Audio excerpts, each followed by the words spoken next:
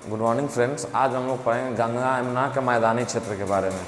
ये क्या होता है, कैसे बनता है, किन किन नदियों द्वारा इसे बनाया जाता है, इसमें हम एक एक चीज़ पॉइंट करके देखेंगे। तो पहला हम लोग का हेडिंग होगा गंगा यमुना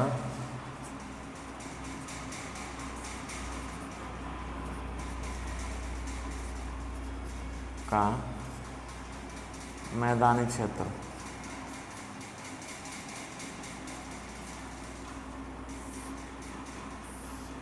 हम लोग का आज का हेडिंग होगा गंगा यमुना का मैदानी क्षेत्र। यूपी में मैदानों का निर्माण गंगा यमुना और उसकी सहायक नदियों द्वारा किया जाता है। एक बार फिर से हम पुनः इस बात को रिपीट करते हैं। यूपी में गंगा यमुना व उसकी सहायक नदियों द्वारा मैदानी क्षेत्र का निर्माण किया जाता है। पहला पॉइंट में हम लिखेंगे यूपी में मैदानी क्षेत्र का निर्माण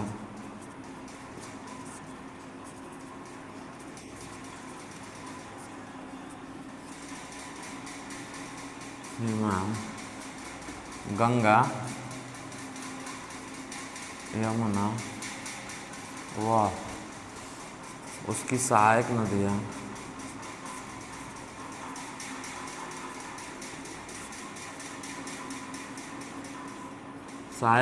द्वारा किया जाता है।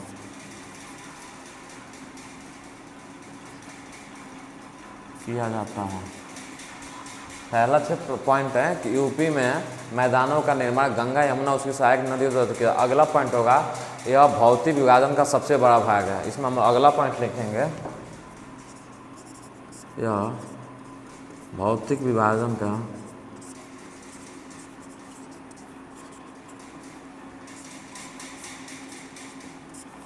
सबसे बड़ा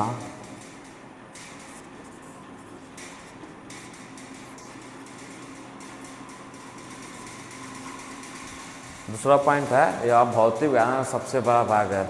मैदान में मुख्य रूप से जलोढ़ मिट्टी का विस्तार होता है। इस मैदान में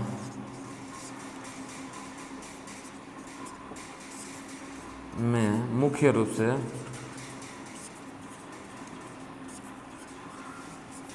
जलोढ़ मिट्टी का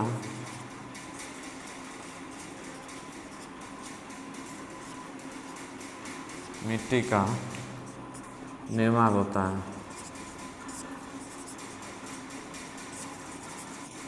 अगला पॉइंट है इस मैदान में मुख्य रूप से जलोढ़ मिट्टी का निर्माण होता है।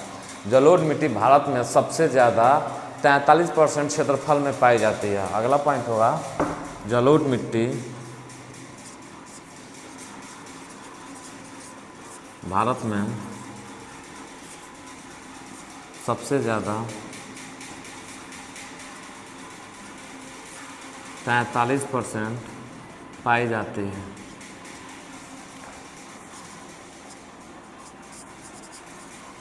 जलोढ़ मिट्टी भारत में सबसे ज़्यादा 43। जलोढ़ मिट्टी खाद्यान्न उत्पादन के लिए जानी जाती है। खाद्यान्न उत्पादन के लिए अगला पॉइंट होगा जलोढ़ मिट्टी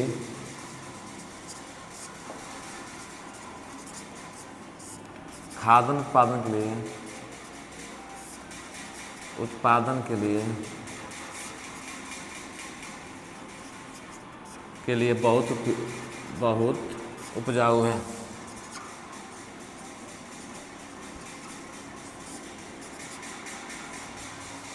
जलोढ़ मिट्टी खाद्यान्न उत्पादन के लिए जलोढ़ मिट्टी दो प्रकार की होती है। पहला खादर मिट्टी, दूसरा बांगर मिट्टी। अगला पॉइंट हम लिखेंगे जलोढ़ मिट्टी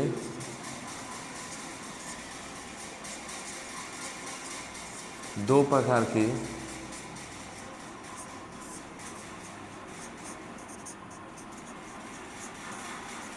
होती है।